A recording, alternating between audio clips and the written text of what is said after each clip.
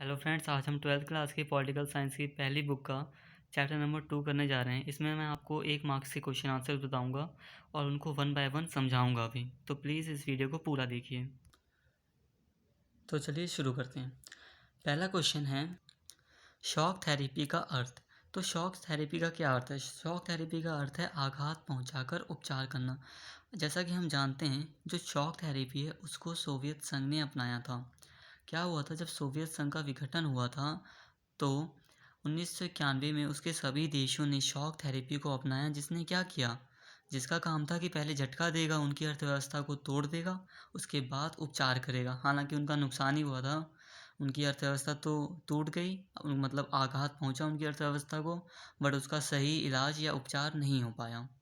तो ये था शॉक थेरेपी का अर्थ। अब हम बात करते हैं अपने सेकंड क्वेश्चन की, जो लिखा है यहाँ पर, भारत रूस मित्रता की एक विशेषता लिखी है।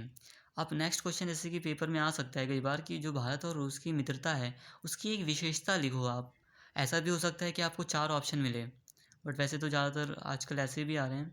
तो हम लिख सकते हैं कि जो भारत और रूस की मित्रता है उसकी पहली विशेषता ये है, या सबसे बड़ी जो विशेषता है वो ये है कि विश्व को बहुध्रुवीय बनाना है। दोनों देश चाहते हैं कि विश्व जो है वो बहुध्रुवीय बने। जैसा कि हम जानते हैं कि शीत युद्ध के पश्चात एकमात्र अमेरिका ही पावरफुल देश रह गया या महाशक्ति बची, जिसके कारण जो विश्व था वो बहुध्रुवीय ना होकर एक ध्रुवीय होने लगा। बट भारत और रूस की जो मित्रता है उनकी विशेषता ये है कि दोनों देश चाहते हैं कि जो विश्व है वो बहुध्रुवीय हो। बहुध्रुवीय का मतलब होता है कई शक्तियाँ, कई महाशक्तियाँ हों पूरे विश्व में। हमारा तीसरा क्वेश्चन है शॉक थेरेपी के परिणाम स्वरूप सोवियत खेमे का प्रत्येक राज्य किस अर्थतंत्र में समाहित हुआ। मतलब शॉक थेरेपी के परिणाम स्वरूप सोवियत संघ के जो राज्य थे, जो देश थे उसमें शामिल, जैसे कि पोलैंड वगैरह, तो उन्होंने किस अर्थतंत्र को अपनाया? तो उन्होंने पूंजीवादी अर्थतंत्र को अपनाया, क्योंकि वो पहले कौन से थे? साम्यवादी। फोर्थ क्वेश्चन है पूर्ववर्ती सोवियत संघ को अब किस नाम से जाना जाता है? ये तो आप जानते ही होंगे, यूएसएसआर को अब किस नाम से जाना जाता है? रूस। सोवियत अर्थव्यवस्था तथा पूंजीवादी अर्थव्यवस्था में एक अंतर लिखिए। ये मोस्ट इंपॉर्टेंट क्वेश्चन है, ये कई बार आया भी है और कई बार स्कूलों वगैरह में पूछ लिया जाता है। तो सोवियत अर्थव्यवस्था और पूंजीवादी अर्थव्यवस्था में सबसे बड़ा डिफरेंस ये है कि जो सोवियत अर्थव्यवस्था थी या है वो उत्पादन और वितरण के साधनों पर राज्य के का नियंत्रण स्थापित करना चाहती थी, जबकि पूंजीवादी अर्थव्यवस्था खुली प्रतिस्पर्धा और बाजार मूलक अर्थव्यवस्था में विश्वास रखती थी।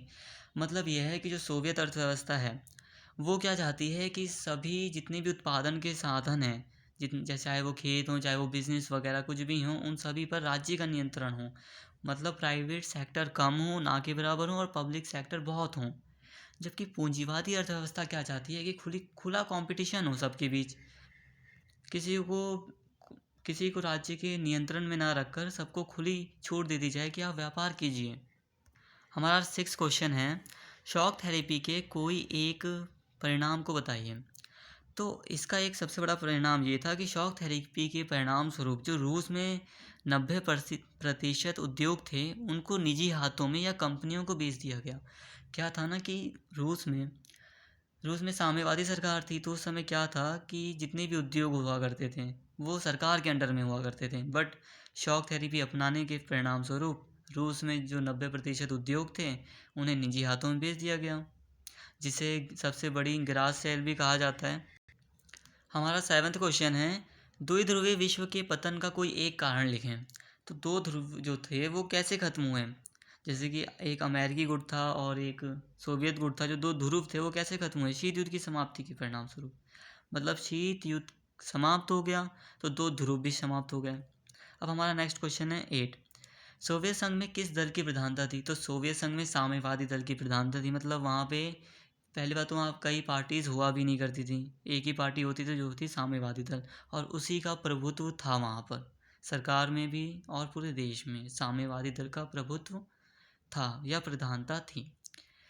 मिखाइल गोर्बाचेव ने सोवियत संघ में किस प्रकार की अर्थव्यवस्था लागू की? ये हमारा क्वेश्चन 9 है।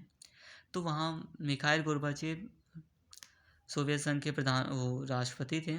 इन्होंने 2 व्यवस्था लागू की थी वहाँ पर, जैसे कि पहला है पेट्राइस्का और दूसरा है ग्लास नोज। ये थोड़े अजीब लग रहे हैं बट इनको याद कीजिए, बहुत इंपॉर्टेंट है। हमारा 10th क्वेश्चन है, सोवियत संघ का विघटन किस वर्ष हुआ?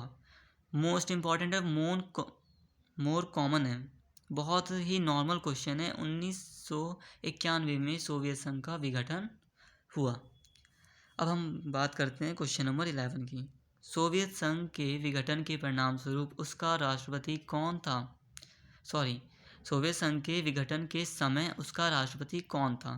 तो उस समय मिखाइल गोर्बाचेव वहाँ के राष्ट्रपति थे, जिन्होंने त्यागपत्र दे दिया था बाद में, तभी तो सोवियत संघ का विघटन हुआ। सोवियत संघ की समाप्ति की घोषणा किन राज्यों ने की? ये भी मोस्ट इम्पॉर्टेंट क्वेश्चन है, कई बार आया है।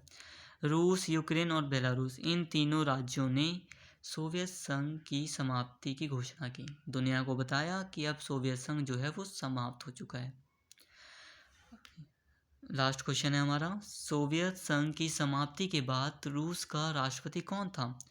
तो जैसे ही सोवियत संघ समाप्त हुआ उस समय उनका नया राष्ट्रपति बना बोरिस एल्त्सिन। ठीक है, इन्हीं के नेतृत्व में इन तीनों राज्यों ने सोवियत संघ की समाप्ति की घोषणा की थी। ठीक है, ये हमारा लास्ट क्वेश्चन था। तो गाइज़, अगर आपको ये मेरा वीडियो बहुत अच्छा लगा या यूज़फुल लगा तो प्लीज़ मेरे चैनल को सब्सक्राइब कीजिए और मैं ऐसी वीडियो लाता रहूँगा।